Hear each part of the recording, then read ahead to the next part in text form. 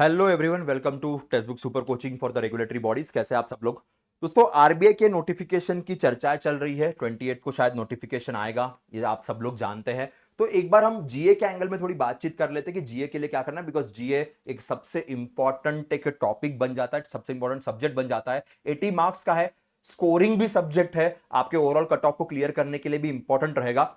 पर इस जीए में बहुत सारी अफवाहें, बहुत सारे मिसअंडरस्टैंडिंग, मिसकंसेप्शंस होते हैं। इस मिसअंडरस्टैंडिंग, इस मिसकंसेप्शंस को साइडलाइन करने के लिए हम आपके साथ मैं आज आपके साथ बात करूंगा कि एग्जैक्टली लास्ट 5 सालों का पेपर पैटर्न देखते हुए, 2025 का पेपर देखते हुए 2026 के लिए क्या पढ़ना पड़ेगा, कब से पढ़ना पड़ेगा, जीए में एग्जैक्टली क्या करना होगा, करंट अफेयर्स कितने दिन के पढ़ने पड़ेंगे, ये सारी चीजें मैं आपके साथ डिस्कस करूंगा। 28 अप्रैल तक का वेट है, क्योंकि एग्जैक्टली कब एग्जाम होगी, जून के second week, third week, fourth week में, तो हमें वो एक सारी चीजें क्लियरिटी में मिल जाएगी। पर हम तब तक वेट नहीं करेंगे, हम अपनी पढ़ाई स्टार्ट कर देते हैं।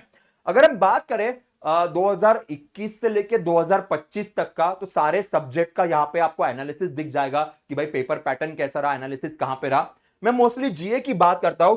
जीए आपको मॉडरेट या मॉडरेट टू डिफिकल्ट इसी रेंज में देखने को मिलेगा। 2023 में तो काफी डिफिकल्ट पेपर देखने को मिला। 2025 में पेपर वैसे इजी था, बट पढ़ाई का जो पैटर्न है काफी मिसगाइडेड एंगल में लोगों का शिफ्ट हो गया, और उस मिसगाइडेड के चक्कर में चीजें बिखर गई। और अभी भी स्टूडेंट मिसगाइडेड ही है, अभी भी ये चीज नहीं समझ पा रहे कि भाई जीए फेज 1 में क्या चीजें इंपॉर्टेंट है, कहां पे फोकस करना पड़ेगा, कहां से मेजॉरिटी क्वेश्चंस आते हैं। और उस चक्कर में प्रॉब्लम ये हो रही है कि जो बच्चे बड़ा सॉर्टेड तरीके से पढ़ रहे, वो क्लियर हो रहे, जो फालतू के बायफर्केशंस में जा रहे, फालतू के लोगों के पीछे भाग रहे, उनकी हालतें खराब हो रही है। तो इसलिए don't just follow someone blindly, not even me, not even anyone, don't follow anyone blindly, just focus on the analysis, think yourself and then work on that angle. ये आपके लिए इंपॉर्टेंट होगा। तो उसी की बातें हम लोग यहां पे करेंगे। कट ऑफ ऑब्वियसली फिक्स नहीं रहता है, यह भी बात ध्यान में रखना, कट ऑफ फिक्स नहीं रहता है। अगर आप प्रीवियस ईयर कट ऑफ के हिसाब से अगर आप नेक्स्ट ईयर की प्रिपरेशन की तरफ जाते हो, तो बड़ा डेंजरस बन जाता है। तो हमेशा यह कोशिश कीजिएगा कि एक सेफ अटेम्प्ट आपका हर पेपर में बने, सेफ अटेम्प्ट तक जाए। अब सेफ अटेम्प्ट क्या बनता है, उसकी तरफ जाएंगे। अब बात करते हैं जीए की। 2025 में जीए वॉज अ गेम चेंजर, हमेशा गेम चेंजर ही रहा है जीए। 80 क्वेश्चंस आते हैं, मेजॉरिटी वेटेज उसका है, तो गेम चेंजर तो रहेगा। और अगर हम प्रीवियस ईयर कट ऑफ की ही सोच के चलते, तो लोगों ने वही गलती की, 2024 2023 के कट ऑफ को दिमाग में लेके अपना पेपर सॉल्व किया। यार पेपर कैसे आ रहा है, पेपर की डिफिकल्टी लेवल क्या है, पेपर इजी है, डिफिकल्ट है, थोड़ा सा वो समझ के आपको अपने अटेम्प्ट्स को बढ़ाना पड़ेगा, कम करना पड़ेगा। ये तो करना पड़ता। अगर आप ये नहीं करोगे और एक प्री डिटरमाइंड माइंडसेट से जाओगे, किसी ने बोल बच्चन दे दिया और उसी को फॉलो करके जाओगे, तो दिक्कत हो सकती है। इसलिए थोड़ा सा समझदार बनिए, जानकार बनिए, सतर्क रहिए, जो आरबीआई बार बार कहता है। अब देखिएगा, अगर हम 2025 के पेपर को डिकोड करते हैं, तो जनरल करंट अफेयर्स का वेटेज बढ़ गया। ये जो ना, पहले ऐसा नहीं था एक्चुअली, पहले बड़ा सॉर्टेड था। Current affairs was current affairs, so लोग नॉर्मल करंट अफेयर्स ही पढ़ते थे। पिछले कुछ सालों में ऐसा हो गया, पीआईबी अलग से, फिनेंस अलग से, जनरल अलग से। अब ये अलग करना अच्छी बात है, क्योंकि फेज 2 के लिए भी प्रिपेयर करना पड़ता है, फेज 1 के लिए भी प्रिपेयर करना पड़ता है, तो थोड़ा सा सॉर्टेड दिखता है। पर वो सॉर्टेड इसलिए बनाया गया था ताकि फेज 2 के प्रिपरेशन में बच्चों को दिक्कत ना हो, बच्चों को प्रॉब्लम ना हो, इसलिए सॉर्टेड बनाया गया था। उसको इतना ज्यादा ही ओवर पावर करवा दिया है कुछ लोगों ने कि हम सिर्फ पीआईबी करंट अफेयर्स ही पढ़ के जाएंगे, या हम सिर्फ फाइनेंस करंट अफेयर्स ही पढ़ के जाएंगे। कि आपको ऑप्शन नहीं है, आपको तीनों पढ़ने हैं। फेज 1 क्लियर करनी है, तीनों पढ़ने हैं, अच्छे से पढ़ने हैं। अगर आप उन तीन में से एक ऑप्शन चूज करते हो, तो इसके लिए एक डिवीजन नहीं किया गया था। डिवीजन इसलिए किया गया था कि आपको पढ़ने के लिए आसानी हो, आपको रिवीजन करने के लिए आसानी हो, आप फेज 2 को अच्छे से समझ पाए। पर ये जो डिवीजन किया गया, उसका मीनिंग ही चेंज कर दिया। और वो मीनिंग चेंज करने के चक्कर में हो क्या गया है कि दिक्कत ऐसी होती है कि लोग सिर्फ एक टाइप का ही करंट अफेयर्स पढ़ते हैं, बाकी करंट अफेयर्स को पढ़ते ही नहीं है। तो इसीलिए फिर अगर prominent question general current affair से पूछे, तो क्या करोगे?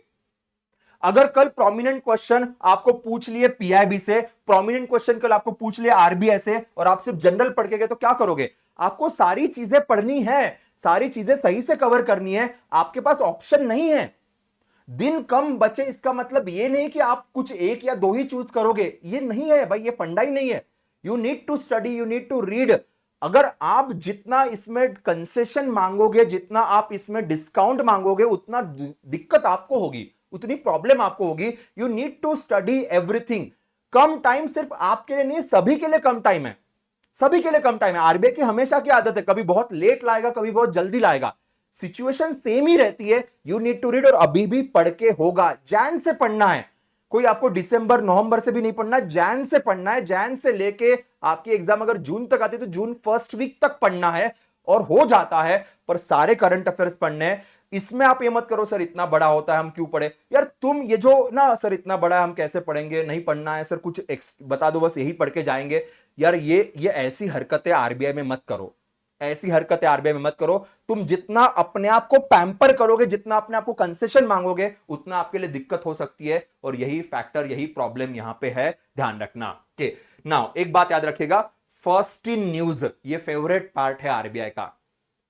स्टेट न्यूज होगी, इंटरनेशनल न्यूज होगी, कोई छोटी बड़ी ऑर्गेनाइजेशन की न्यूज होगी, first in news is a very important factor. Defence sports वाले क्वेश्चंस भी मल्टीपल आते हैं, नहीं स्किप कर सकते हैं। साइंस टेक्नोलॉजी स्पेस, अभी आर्टिमिस 2 न्यूज में चल रहा था, गगनयान आने वाला है, क्वेश्चन बन सकते हैं। अवार्ड्स एंड ऑनर्स का भी फैक्टर है।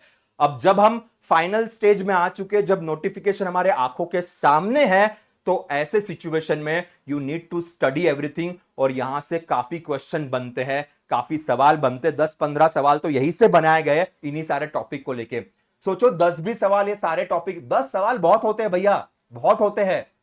के इज नॉट अ लेस, क्योंकि उसके भरोसे ओवरऑल अगर ये 10 सवाल एक्स्ट्रा में बन जाते हैं ना, आपके ओवरऑल कट ऑफ क्लियर करने के लिए आपको हेल्प मिलेगी, ओवरऑल मार्क्स बढ़ाने के लिए आपको हेल्प मिलेगी, याद रखेगा।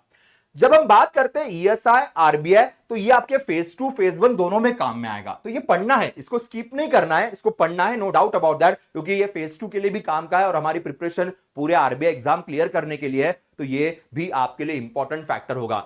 स्टैटिक की बात करते हैं, 14 questions we solve from the static. अगर पिछले कुछ सालों की बात करें, 12-12-12-14 ये ट्रेंड देखने को मिला है स्टैटिक का। अब जो स्टैटिक सवाल पूछे गए, वो स्टैटिक भी करंट अफेयर्स ओरिएंटेड ही पूछे गए। अगर उनको पूछना था रिगार्डिंग सपोज मॉनेटरी पॉलिसी, तो मॉनेटरी पॉलिसी तो न्यूज में चलती रहती है। अगर उनको पूछना है किसी नेशनल पार्क के बारे में, किसी वाइल्ड लाइफ सेंचुरी के बारे में, तो जो न्यूज में चल रहा था उसी के बारे में सवाल पूछे गए। तो जो 14 स्टैटिक क्वेश्चन है, ये बेसिकली बोनस क्वेश्चन है आपके लिए। बोनस क्यों है? क्योंकि आप जो करंट अफेयर्स पढ़ रहे हो, जनरल करंट अफेयर्स जो आप पढ़ रहे हो, उसी से रिलेटेड क्वेश्चंस आपके सामने आ रहे हैं। तो वो 26 प्लस 14 ये एक दूसरे से रिलेटेड ही है।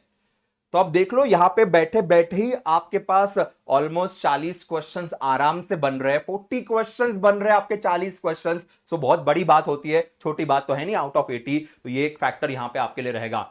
नाउ आरबीआई का शिफ्ट क्या हुआ है, देखो, regulatory depth, financial system, data integration, ये एक मेजर फैक्टर है। सो व्हाई, आप जब न्यूज पढ़ते हो, जब आप करंट अफेयर्स पढ़ते हो, आज दिस क्वेश्चन व्हाई। सिर्फ करंट अफेयर्स के नोट्स उठा लिए, पढ़ लिए, मैंने ये कैप्सूल पढ़ ली, मैंने ये इसका वो अफेयर पढ़ लिया, उसका वो इंजेक्शन ले लिया, ऐसा नहीं होता है। इतने हजारों की तादाद में नोट्स अवेलेबल है, हजारों न्यूज पर मंथ की आपको दी जाती है।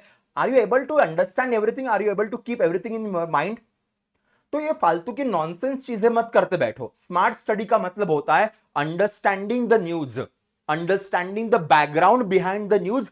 तो आपको कोई भी क्वेश्चन पूछे, कैसा भी क्वेश्चन पूछे, आप उसका आंसर कर पाओगे, आप उसे सही तरीके से टैकल कर पाओगे। ये मेजर फैक्टर आपके लिए है, ध्यान रखिएगा। के नाउ अब ये देखो मार्क्स कहां से आ रहे, 6 to 8 months current affairs, 6 to 8 months current affairs, चाहे पीआईबी हो, फिनेंस हो, जनरल करंट अफेयर्स हो, 6 to 8 मंथ्स वाला टारगेट है।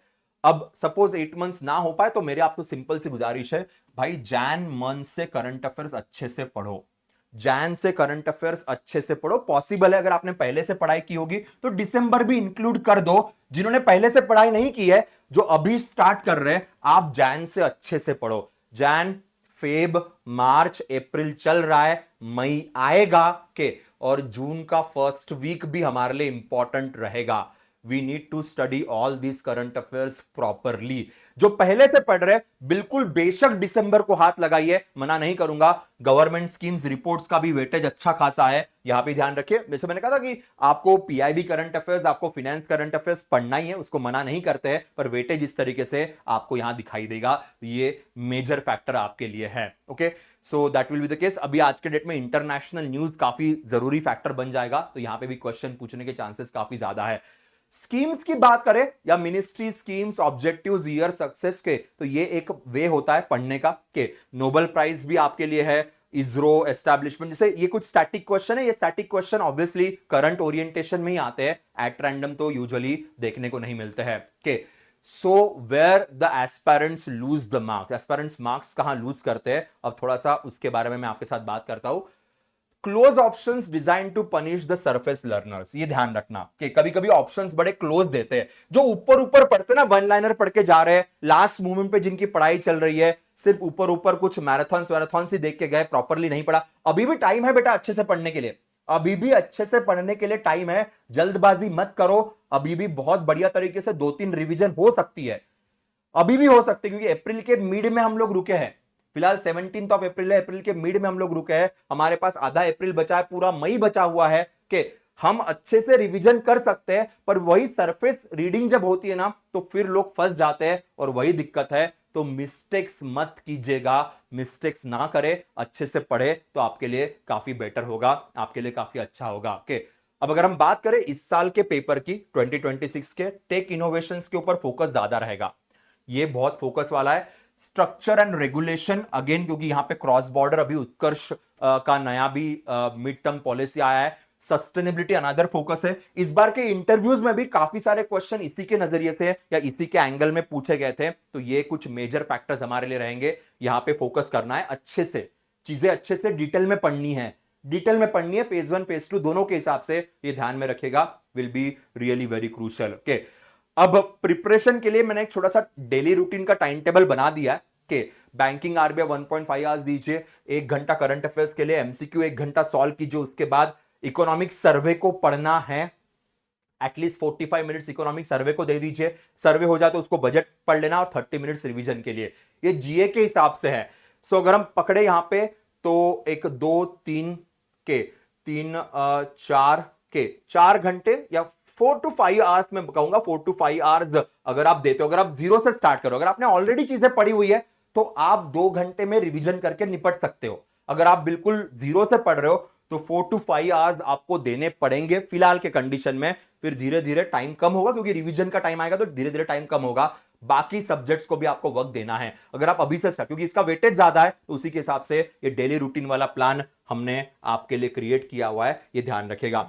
मैं जीए को लेके और एक सेशन लाऊंगा जहां पे मैं और थोड़ा डिटेल में बात करूंगा कुछ जीए के टॉपिक्स को लेके, वो भी ध्यान रखेगा। By the way, RBI grade B ये हमारा कोर्स है, उसमें ऑफर फिलहाल चल रही है 7499 के अंदर। इसमें फाउंडेशन बैच भी मिल जाएगी, बूस्टर बैच भी मिल जाएगी, क्रैश कोर्स भी आपको मिलेगा। So everything will be available for you, ये ध्यान रखेगा। And regulatory body super pack तो आपके लिए है ही। So that's it guys from my side for the day. मिलते हैं नेक्स्ट सेशन में, नेक्स्ट लेक्चर में आपसे मुलाकात करेंगे। तो ये था हमारा जीए का स्ट्रैटेजी।